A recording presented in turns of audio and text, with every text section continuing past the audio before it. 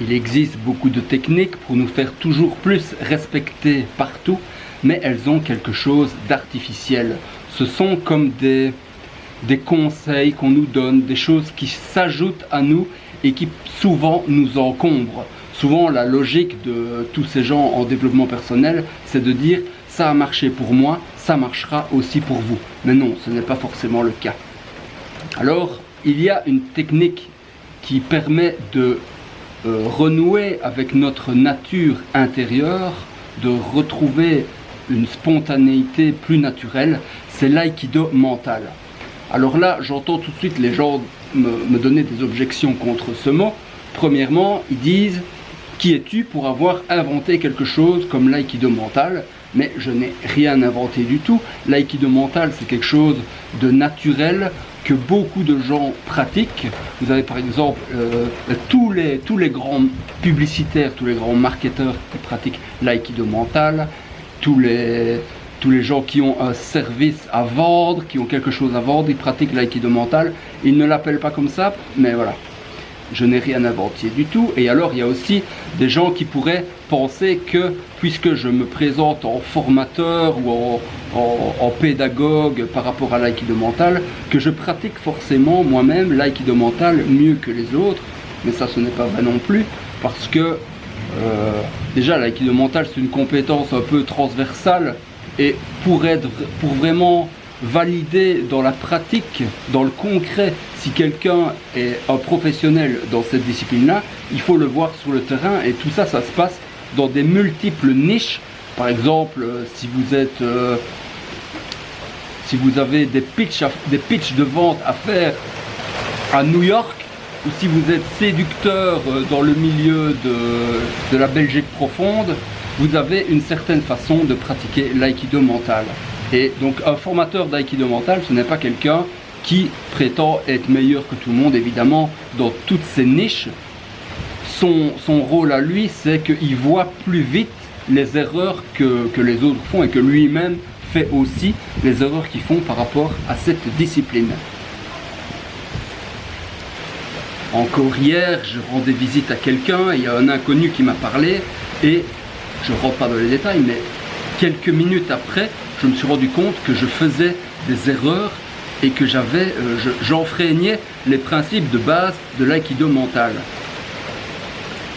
Donc je fais des fautes aussi, mais je les vois.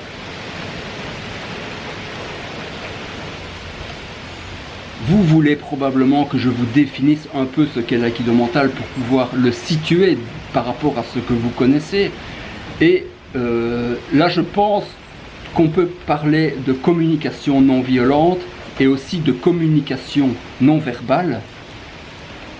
Alors le problème, c'est que ce qu'on appelle communication non violente n'est pas forcément le terme approprié à ce que c'est, et ce qu'on appelle communication non verbale n'est pas forcément l'étude minutieuse de l'ensemble du non verbal. Mais pour faire simple, je dirais que vous avez d'un côté un premier ensemble, la communication non verbale, un deuxième ensemble, la communication non violente, et entre les deux, vous avez l'aïkido mental. Donc il s'agit à la fois d'être non violent et d'être non verbal. C'est ce que fait l'aïkido. Alors si d'autres ont un autre mot, je suis tout à fait preneur, mais moi, je ne connais pas mieux. Je ne vais pas utiliser à chaque fois non verbal et non violent. C'est 4 mots, et aïkido c'est un seul mot, c'est beaucoup plus facile, donc j'utilise ce mot-là en attendant de trouver mieux. Alors dans les minutes qui viennent, je vais vous donner un échantillon, une illustration d'aïkido verbal. J'ai déjà fait ça sur de plus longues vidéos, je vais essayer de faire ça de façon presque la plus courte possible. Alors je choisis ici un maître, qui est vraiment un maître qui m'a appris les principes de base, c'est Monsieur Claff. Alors Monsieur Claff, il a une grande expertise, il était chargé de faire des pitchs de vente dans des milieux de finance. Et alors il avait inventé quelque chose qui s'appelle la neurofinance. À nouveau, il essaie de trouver un mot pour expliquer, mais quelque part il enseigne la même chose que moi. je vais suivre ici son livre en faisant éventuellement des parallèles de temps à autre avec l'aïkido. Il y a encore plusieurs autres raisons assez profondes pour lesquelles je choisis ce mot aïkido, notamment l'aïkido est un art martial qui ne cherche pas tellement l'efficacité du geste, mais plutôt le sens du geste. Et avec cette caractéristique, il touche à un domaine qui s'étend au-delà des arts martiaux traditionnels, des arts martiaux tels qu'on les connaît. Excusez-moi si j'étais un peu vif dans les premières minutes, mais je suis un peu frustré parce que j'ai quelque chose de simple à transmettre et je n'ai pas encore trouvé vraiment la façon de le transmettre. Et je vais présenter son livre ici, qui s'appelle L'art du pitch. Et donc lui, c'est quelqu'un qui est dans un milieu, disons, de requins, d'investisseurs, et son métier, c'est de faire des pitchs. Ce que fait Monsieur Claff, c'est d'enlever en nous les grandes barrières qui nous empêchent de nous faire toujours plus respecter partout. La première barrière, c'est l'illusion du tableau noir, un malentendu qui empoisonne nos vies. Nous avons un néocortex et nous avons un cerveau plus antérieur, plus émotionnel. Et l'illusion du tableau noir nous fait penser qu'a priori on est dans une sorte de salle de classe face à un tableau noir et que les informations de notre néocortex n'ont qu'à être transmises aux autres néocortex pour que les autres néocortex la traitent. Alors cela se passe comme ça dans les salles de classe, dans les cours de mathématiques, mais dans la vie c'est tout différent. Dans la vie, surtout quand nous rencontrons des inconnus, mais quand nous rencontrons n'importe qui, nous ne nous adressons pas à un néocortex, mais nous nous adressons à un cerveau émotionnel. Et donc Monsieur Claff nous invite à investir cette dimension émotionnelle et à la préparer. Que se passe-t-il lors d'une rencontre avec n'importe qui, avec un inconnu en particulier? Ce sont deux cerveaux qui se rencontrent, deux êtres humains qui se rencontrent, et ils ont différents étages de cerveau, et la rencontre ne va pas se faire au niveau du contenu, mais au niveau de la relation, et il va y avoir entre les deux interlocuteurs une négociation, une lutte pour savoir quelle va être la nature de l'interaction, pour savoir quel est le cadre qui va dominer l'interaction.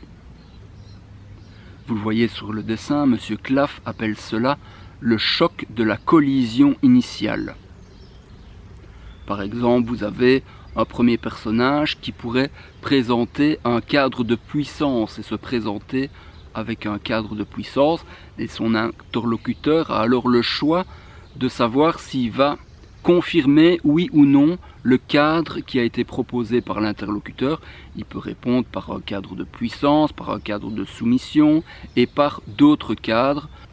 Je ne rentre pas dans les détails ici, mais vous avez le premier principe qui oriente toute votre réflexion et vous donne une lumière pour aller chercher des solutions, c'est de réfléchir au cadre.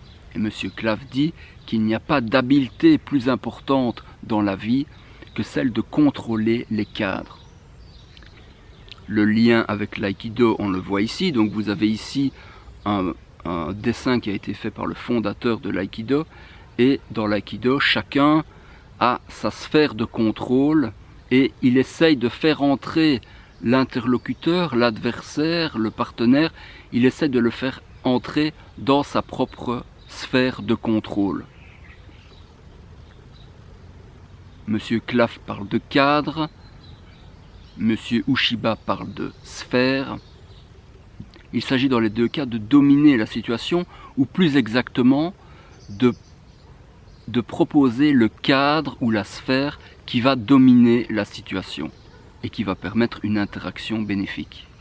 Dans les deux cas, plusieurs cadres ou plusieurs sphères sont proposées et il y a une sorte de guerre, de lutte pour savoir quelle est la sphère, quel est le cadre qui va dominer, qui va absorber les autres sphères, les autres cadres. Alors nous avons vu le principe le plus important, le principe de priorité des cadres. Maintenant, comment en pratique arriver à avoir cette souplesse parmi les cadres? Il s'agit de préparer ces cadres à l'avance, parce que si on ne prépare pas, on retombe dans certaines ornières et on est souvent dans la réaction par rapport aux cadres qui nous sont proposés par l'interlocuteur. Et si on est dans la réaction par rapport à ces cadres-là, cela signifie qu'on accepte ces cadres-là et qu'on a quelque part perdu la bataille. Une fois qu'on a accepté comme ça un cadre, on peut forcer en mettant beaucoup d'énergie pour rattraper une situation.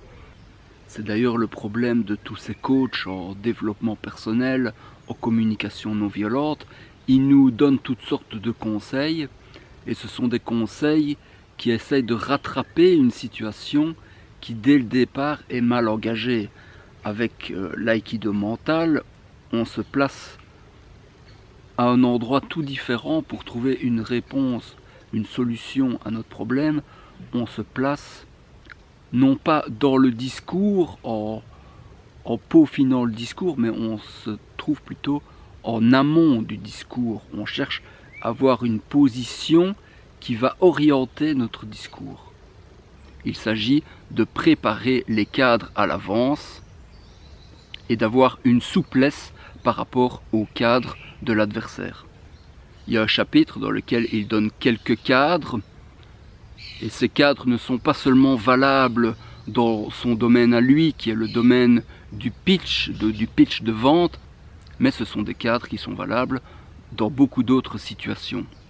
Il parle par exemple du cadre de puissance, du cadre d'analyse, et il montre quels sont les cadres qui sont utiles pour déjouer un cadre de puissance, pour déjouer un cadre d'analyse.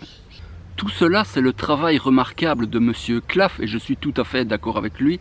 Et d'une certaine manière, moi, je n'ajoute rien par rapport à ce qu'il a fait. Mon travail à moi, ça a consisté à augmenter la vitesse avec laquelle on est capable de passer d'un cadre à l'autre.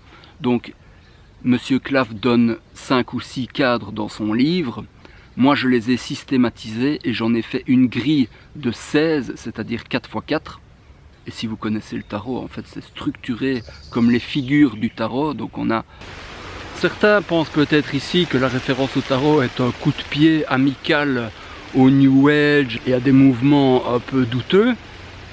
Mais ce qui m'intéresse dans le tarot, c'est juste le système de 16. Donc cavalier, valet, dame, roi, et avec les 4 couleurs. Et ça nous donne 16 figures.